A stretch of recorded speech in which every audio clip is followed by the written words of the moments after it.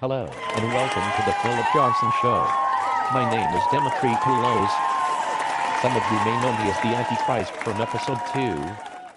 I'm your fill-in host for this week's show. Mr. Philip Johnson has been swamped with work, and was kind enough to let me to run this bitch. However, I don't think he's actually working. I'm almost certain he's balls deep in some stripper's asshole.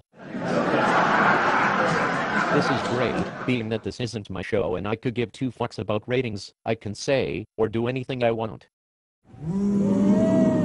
Or for example, look at this buster in the front row. Yes, you in the queer ass, skin tight, and hardy shirt. Is that your girlfriend next to you? Wow, she's hot. I sure would like to take her in the back room and do the deed with her, as you're hog-tied, crying, and in the corner of the room with my dirty ass sock in your mouth.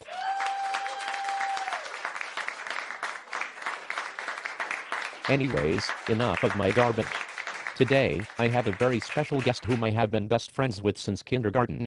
Ladies and gentlemen, this son of a bitch is rich, and I mean, really rich. Most of the general public knows him as Country Club, Chug Yife, or even Sir Stacks a lot. Please give a warm welcome for my good friend, Collett. Thank you. Thank you.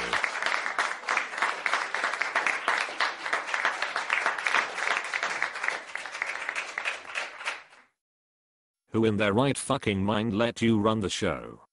Shouldn't your pasty ass be casting your fishing net, or herding some goats?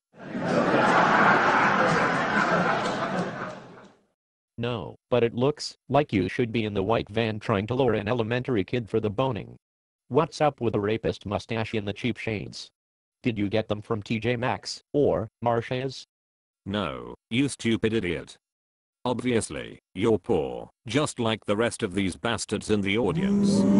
If you knew anything about fashion, you'd know that these are Prada shades. Well, it's apparent that someone has been hitting the vodkas in the green room. Yes, only the finest vodkas. Yeah, you got lucky, because Big Phil likes to hit the sauce before every show. That's the only way he can cope with today's society.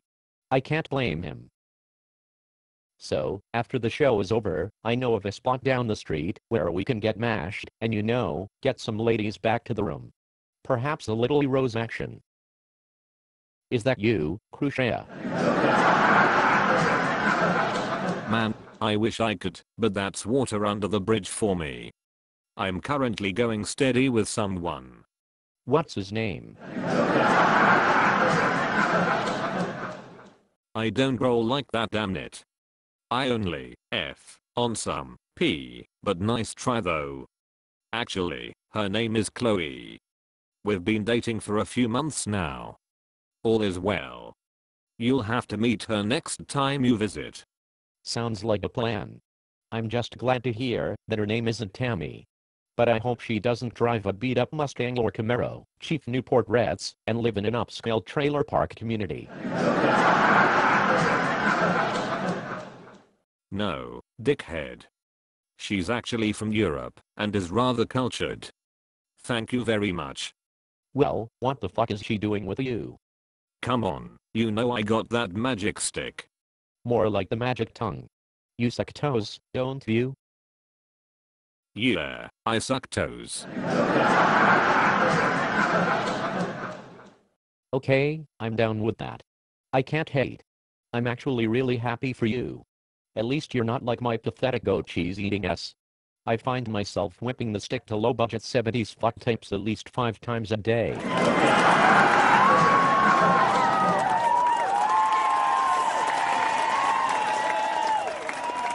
Geeked up on Adderall, right? Yeah, you got me.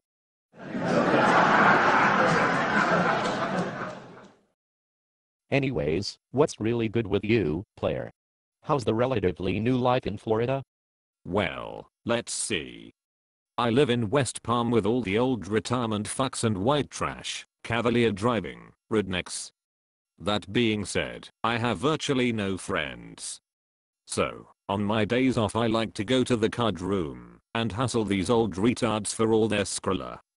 That's how I was able to afford these shades. By day, I'm a businessman. By night I'm a scumbag, vodka drinking, gambling, no good son of a bitch. Nice, I like what I'm hearing. That kind of character only comes from the hardest streets of North Lake. Correct. So, when are you going to come visit me, before I get fed up with my yife and pull a chewers? Shit, man. I don't know if we're allowed to hang out together after the last time I visited. You brought me to one of the lowest points of my life. It's not cool driving an hour away to an Indian reservation hotel just to gamble for 10 straight hours. Adding injury to insult, we didn't win a fucking dollar and had to drive home at 7 in the morning, delirious as fuck, with only enough money between the two of us to get one breakfast value meal from Chick-fil-A. You know, most people were going to work or school, and we were driving home, laughing because we got took. Yes, laughing because we lost all our pieces.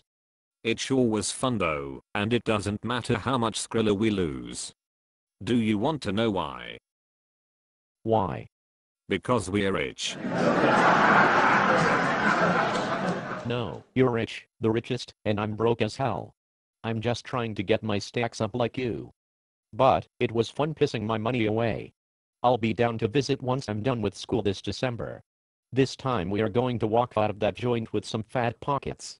I'm sure we'll be driving home at 7 in the morning and very hungry from working so hard to load up the suitcases full of Skrilla in your car. You think Bone serves breakfast? Only for rich people. Speaking of school, you're finally graduating this semester after 8 years, right? Technically, it'll have been 8.5 years, but at this point, who's really counting? Well, congratulations in advance. I'll definitely be in town to see a day that nobody ever thought would happen.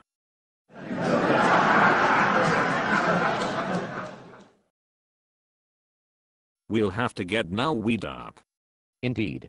However, I think you may have lost our audience with that last term. Could you explain the meaning of now we? Yeah, you know, now we fucked up. Thanks for the excellent clarification. Anytime. You know, I've been thinking about how you said you might pull a cheese. Don't do it, man. Worst comes to worst, you can always move back to Atlanta. I know SIGA will welcome you back with open arms. I'm sure you can run the express line cash register with the lotto machine. And have to work with that half retard, Steve. Fuck that. Oh my god. You're going to rot in hell for that. Whoops, sorry about that queef. It slipped out.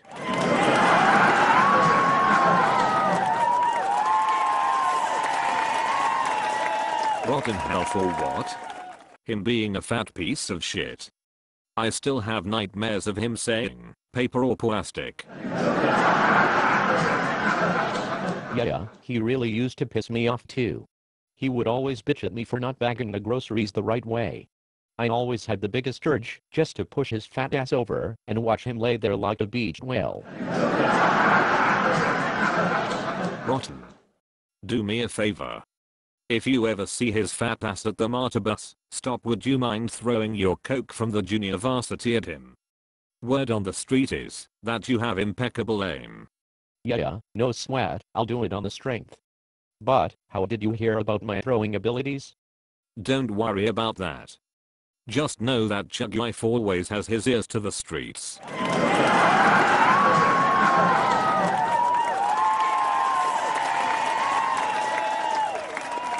Well damn.